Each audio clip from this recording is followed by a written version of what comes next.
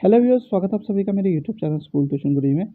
बच्चों, हमने पिछली वीडियो में किया था सेक्शन बी का 2 नंबर वाला भाग। अब करेंगे हम 3 नंबर वाला भाग, यानी कि क्वेश्चन नंबर 8, 9, 10 और 11 को, जो कि है 3 नंबर वाले क्वेश्चन। बच्चों, तो चलिए शुरू करते हैं क्वेश्चन नंबर 8 से। क्वेश्चन नंबर 8 क्या कहता है बच्चों? क्वेश्चन नंबर 8 है आपका, निम्नलिखित को मिलाइए, यानी कि आपको मिलान करना है इसमें। तो सबसे पहले आपका निमोनिया, और ये एक साइड में आपको रोक दिया हुआ है, यानी कि, और दूसरी साइड में सूक्ष्मजीव, डिसीज या माइक्रोऑर्गेनिज्म। सबसे पहले आपका निमोनिया। तो निमोनिया किससे होता है बच्चों? निमोनिया होता है आपका बैक्टीरिया जीवाणु द्वारा होने वाला एक रोग है बच्चों। तो ये मिल गया ऐसे, ठीक है। फिर आपका कफ या खांसी, ये भी किससे हो रहा है बच्चों? बैक्टीरिया या जीवाणु द्वारा हो रहा है, ठीक है बच्चों। फिर है एड्स। एड्स किससे हो रहा है बच्चों? वायरस की वजह से, ठीक है बच्चों। तो ये वाला क्वेश्चन हो गया। चलिए अगला देखते हैं हम। अगला क्वेश्चन है, निम्नलिखित के कारण दीजिए।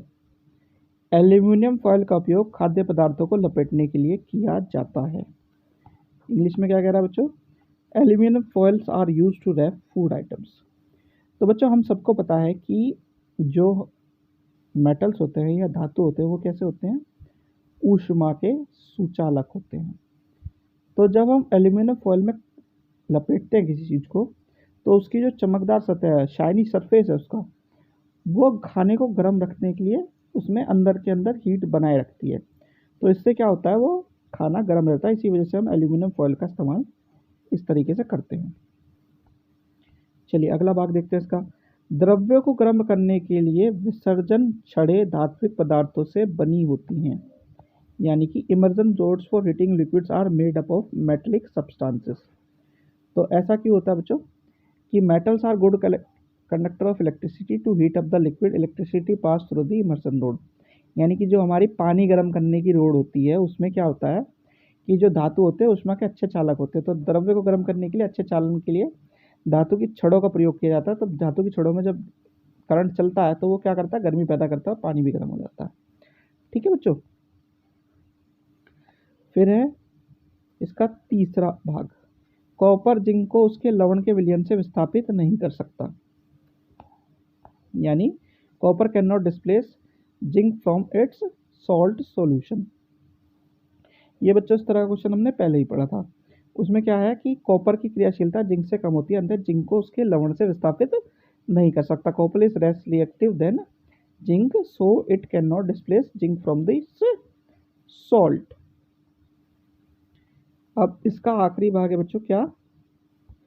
सोडियम और पोटेशियम को मिट्टी के तेल में संग्रहित किया जाता है, यानी कि sodium and potassium are stored in kerosene. तो सोडियम पोटेशियम अत्यधिक क्रियाशील धातु है, जो क्या होता है, जैसे नमी या वायु के संपर्क में आते हैं तो वो जलना शुरू कर देते हैं। तो इससे बचाव के लिए क्या करते हैं, उसे नमी से बचाव के लिए उसे केरोसिन के अंदर रखा जाता है, क्यों? ताकि वो थोड़े से नमी में रहे और आसानी से किसी भी चीज़ से रिएक्ट ना करे बच्चों, ठीक है। अब दूसरा क्या है बच्चों? कॉलम ए में दिए गए पदार्थों को कॉलम बी में दिए गए उपयोगों से सम्मिलित करना है, ठीक है। तो यहाँ पे है एसिड, बिजली के तार, आभूषण, हेमोग्लोबिन, आधार और अधातु, ठीक है।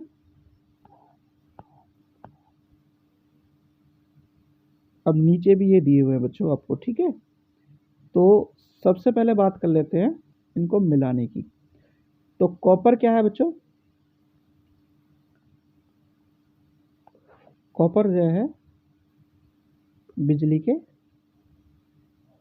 तार से बनाता है, ठीक है, यानी इलेक्ट्रिक वायर बनाता है ये। चांदी क्या है? सिल्वर। सिल्वर किस काम के लिए आता है? आभूषण या ज्वेलरी बनाने के लिए काम आता है बच्चों। CuOH2, ये क्या है? एक तरह का बेस है बच्चों, ठीक है, आधार है। फिर इसे क्षार भी लिख सकते हैं आप। HNO3 बच्चों, HNO3 क्या है? एसिड है एक तरह का, जिसे हम एसिड लिख सकते हैं। फिर है सल्फर। सल्फर क्या है बच्चों, एक अधातु है, अधातु है बच्चों, ठीक है, जिसे हम नॉन मेटल कहते हैं। लोहा क्या है, लोहा हीमोग्लोबिन है, ठीक है, आयरन हीमोग्लोबिन का है, ठीक है बच्चों। चलिए अब अगला प्रश्न देखते हैं। अगला प्रश्न है आपका प्रश्न नंबर 10।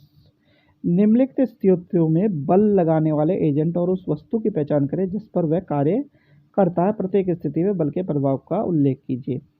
क्या करना है, in the following situation identify the agent exerting the force and the object on which it acts, state the effect of the force in each case. ठीक है, पहला क्या है, नींबू का एक टुकड़ा उंगलियों के बीच निचोड़कर उसका रस निकालता है, यानी squeezing a piece of lemon between the fingers to extract its juice. तो फोर्स एक्सर्ट कहाँ पे हो रही है, उंगलियों द्वारा बल लगाकर नींबू के टुकड़े पर दाब उत्पन्न करता है, तो उसमें से क्या निकलता है, नींबू का रस निकलता है।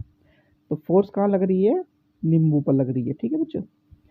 फिर है आपका टूथपेस्ट ट्यूब से पेस्ट निकालना, taking out paste from toothpaste tube. तो टूथपेस्ट की ट्यूब पर जब बल लगता है तो पेस्ट निकलना उसमें से शुरू हो जाता है, तो फोर्स अप्लाइड होती है ट्यूब पे, टूथपेस्ट की ट्यूब पे बच्चों। फिर आखिरी, एक स्प्रिंग से लटका हुआ भार जबकि दूसरा सिरा दीवार से लगे हुक पर होता है। A log suspended from a spring while its other end is on a hook fix to wall. तो लटके हुए बल जो भार है बच्चों, उस पर क्या होगा, गुरुत्वाकर्षण बल हो लग रहा होगा, यानी कि फोर्स जो होगी ग्रेविटी की होगी, जो कि लटका हुआ बल है या हैंगिंग लोड है उस पर बच्चों, ठीक है। चलिए अब अगला प्रश्न देखते हैं बच्चों। अगला प्रश्न है आपका इस सेक्शन का अंतिम प्रश्न, यानी 3 नंबर का अंतिम प्रश्न, प्रश्न नंबर 11।